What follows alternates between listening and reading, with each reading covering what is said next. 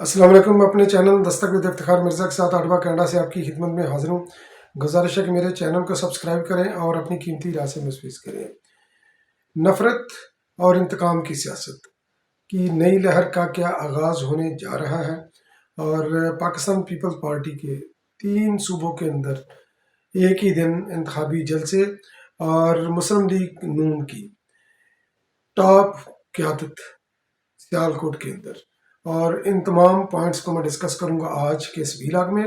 تو سب سے پہلے میں ذکر کرتا ہوں نفرت اور انتقام کی سیاست کا. تو یقینی طور پر سیاست کو نفرت کے بدترین مقام کے اوپر جو لے کر گئی ہے پارٹی، وہ پارٹی پی ٹی آئی ہے. تو سیاسی یعنی کہ نظریاتی اختلافات انہوں نے نہیں رکھے. انہوں نے کیا اس کو ذاتی اختلافات کی حد تک کہ سیاست کو لے کر گئی ہے.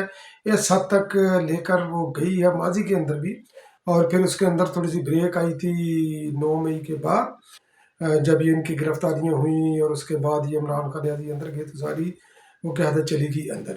تو ابھی اس وقت چونکہ عمران خان نیازی صاحب کے کیس جو ہے نا، جس طرح یہ سائفر والا کیس ہے یا دیگر کیسز اپنے منطقی انجام کی طرف پہنچنے والے ہیں.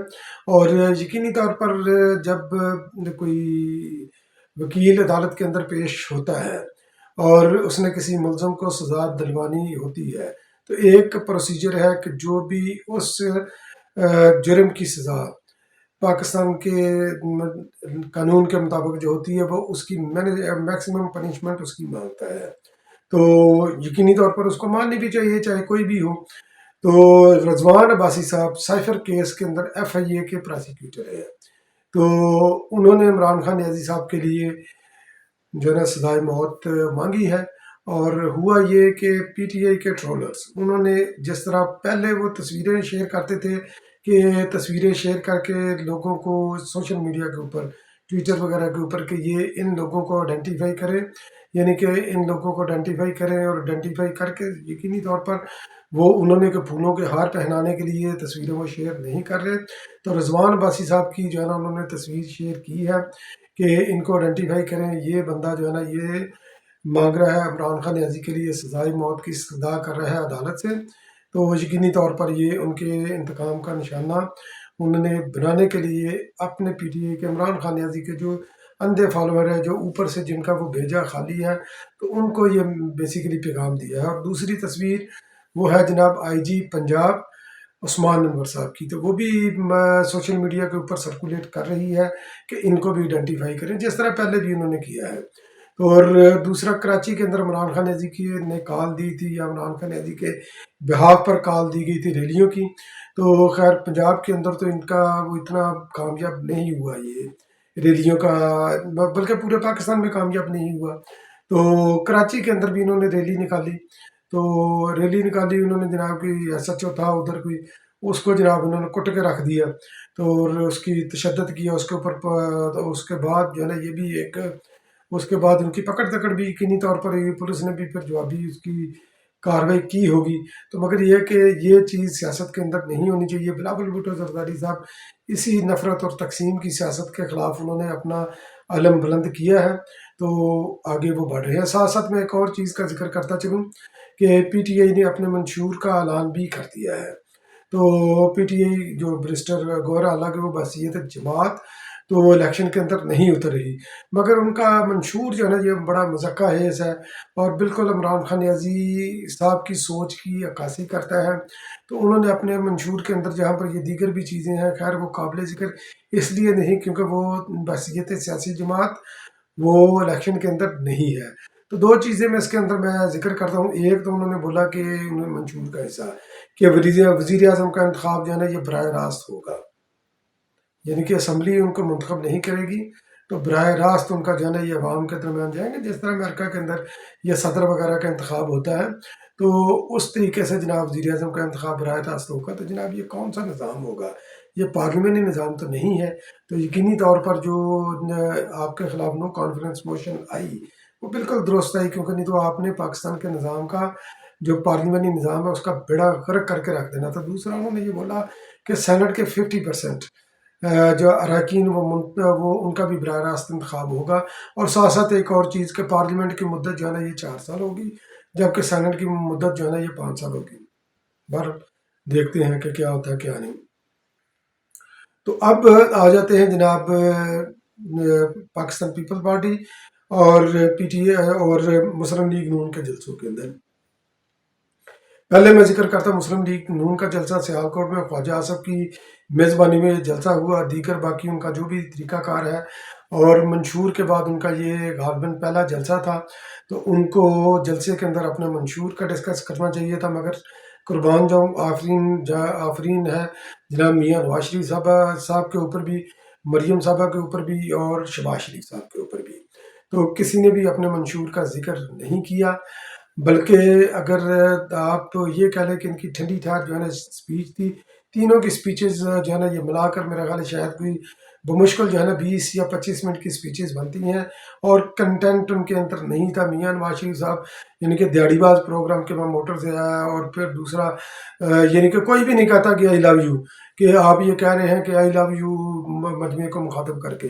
پھر ایک اور انہوں نے جو چیز اپنے تقریروں کے اندر پکڑی ہوئی ہے کہ ہاتھ کھڑا کریں جو بھی 30 سال سے نیچے ہیں۔ بلاول بھٹو چونکہ وہ اٹریکٹ کر رہے ہیں یوتھ کو، تو اس کا کاؤنٹر کرنے کے لیے جناب وہ ہاتھ کھڑے کراتے وہ یہ تو سارا مجمع جو ہے نا یہ 30 سال والا ہے۔ تو کیا جناب کمال ہے، کیا ان کی فنکاری ہے، کیا ان کی شعبدہ بازی ہے۔ تو اسی شعبدہ بازی کا کھٹا ہوا وہ کھا رہے ہیں، کیونکہ میڈیا پھر اس کو جو ہے نا وہ ان کا لے پالک میڈیا اس کو اٹھاتا ہے۔ تو میاں صاحب کی اسپیچ بھی جو ہے نا یہ میں سے شروع ہو کر میں پر ختم، اور پھر اس کے خواجہ آصف کی مداث رہی کہ یہ میرے ساتھ پڑھتا رہا، کالج کے زمانے کا ساتھ ہے، اور یہ بہرحال اینی ویز اس طرح کی۔ پھر انہوں نے مریم صاحبہ کو بلایا، میں بالکل اسی طرح یعنی کہ اینڈ کے اوپر کہ وہ مریم صاحبہ کو اپنی جان نشینی کے لیے تیار کر رہی ہے۔ مگر اگر تینوں کی سپیچز کا کمپیریزن کیا جائے، کیونکہ تینوں یہ بڑا اچھا موقع تھا اگر کسی نے کمپیریزن کرنا ہے کہ کس کا کیلیبر کتنا ہے، میاں شہباز شریف صاحب، مریم نواز شریف صاحبہ اور میاں نواز شریف صاحب اور شہباز شریف صاحب، تو ان تینوں کا کمپیریزن کریں تو یقین کریں کہ اگر ان بائزڈ ہو کر آپ سوچیں تو شہباز شریف صاحب کی سپیچ قدرے جو ہے نا بہتر تھی، اور وہ لگ رہی تھی جیسے وہ پارٹی کے باقی کسی ہیڈ کی سپیچ ہے۔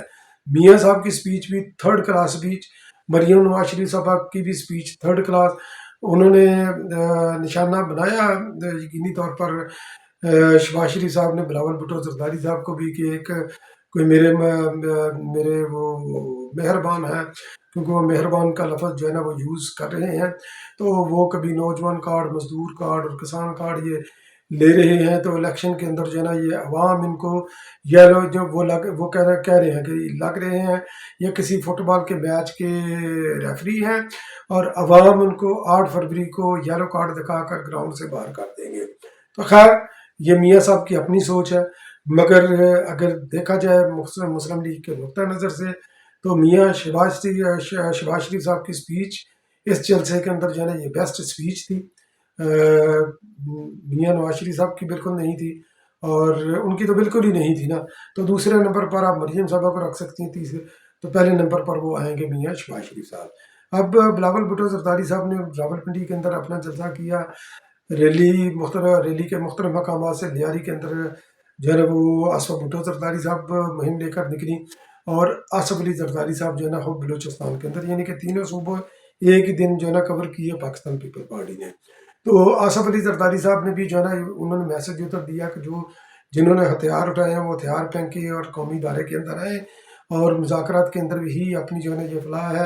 اور باقی انہوں نے یہ سی پیک کے حوالے سے بھی انہوں نے ذکر کیا کہ سی پیک جو ہے نا یہ میں نے بلوچستان کی لیے رکھا تھا، بلوچستان کی ترقی کے لیے رکھا تھا، مگر اس کو ڈائیورٹ وغیرہ کر دیا گیا، اور باقی کیونکہ بلوچستان وغیرہ کا کافی انہوں نے یعنی کہ اپنی خدمات بلوچستان کے اندر انہوں نے گنوائی، جو کہ حقیقت بھی ہے۔ تو آصف بھٹو صاحبہ نے بھی مختلف ریلی کے مختلف موقعوں کے اوپر انہوں نے خطاب کیا، انہوں نے بولا کہ میں اور آپ یعنی کہ آصفہ اور بلاول بھٹو زرداری عوام کی آواز ہیں، اور عوام کی آواز ہم عوام کے دفاع کے لیے باہر نکلے ہیں۔ اور پھر انہوں نے یہ ذکر کیا کہ کراچی کے اندر ہم نے پیپلز بس سروس اور پنک بس سروس خواتین کے لیے دی، اور کراچی کے اندر یقینی طور پر ایک بے نظیر بھٹو ٹراما سینٹر بھی ہے، 3 मंजिला, वो भी वर्ल्ड क्लास है, उसका भी मुकाबला नहीं किया जा सकता। जबकि बिलावल भुट्टो ज़रदारी साहब ने रावलपिंडी के अंदर अपना लियाकत बाग के अंदर उन्होंने जो है ना जलसा किया, बड़ा भरपूर जलसा था, कामयाब जलसा था। और इसके अंदर कुछ जो है ना पीपल्स पार्टी के नाकदीन जलसे से पहले की जो है ना वीडियो वगैरह, यानी कि जलसा अभी वो पंडाल की तैयारियां हो रही थी, तो उस वक्त की वीडियो शेयर करके ये पोस्टर कर रहे हैं कि पाकिस्तान पीपल्स पार्टी का जलसा नाकाम हुआ, जो कि बिल्कुल उनकी धरोहर गोई है। और यही चीज़ें उनको मरवाएंगी, क्योंकि वो अवाम के सामने हकायक नहीं रखते।